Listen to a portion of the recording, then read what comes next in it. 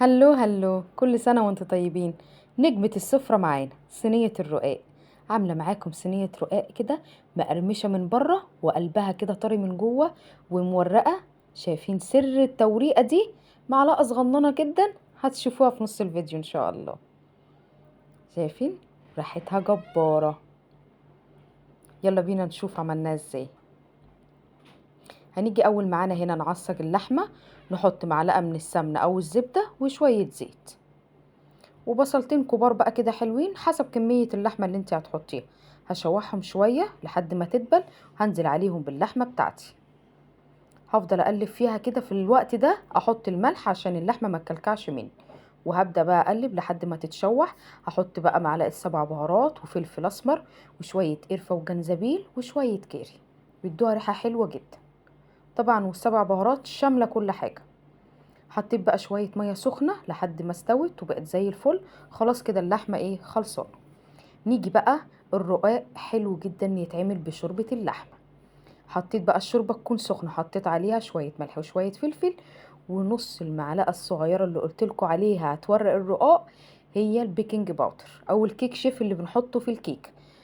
معلقة الا ربع او نص معلقة صغيرة من معلقة الشاي بتاعتنا هنحطها على الشوربه، ونقلبها تقليبه كده والشوربه تكون معايا سخنه، الشوربه معايا سخنه.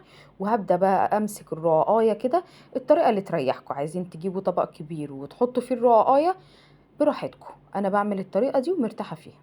الصينيه بتاعتي حطيت سمنه من تحت، وهبدا بقى ما بين كل رقاقه ورقاقه هحط ايه سمنه كده عشان يطلع معانا مقرمش.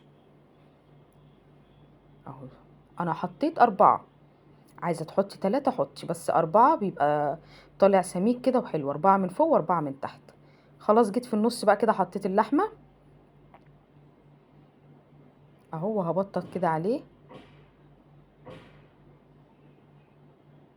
خلاص كده هبدأ بقى اعمل الطبقة اللي فوق، برضو 4 رقاقات ومن كل رقاقة ورقاقة بحط السمنة.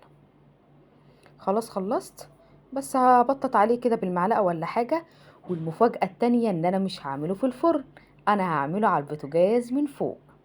اهو شايفين، احطه على العين تكون هاديه، وطول ما انا واقفه هدور فيها ما بتاخدش اكتر من 10 دقايق. وبعمل لها بقى تيست كده، بشوفها اذا كانت اتحمرت ولا لا. خلاص بقى اجيب طبق كبير وبقلبها على الوجه التاني، وبرده احط شويه سمنه من تحت كده تتحمر الوجه التاني. وده شكلها النهائي معايا، وجربوا الطريقه دي وكل سنه وانتم طيبين.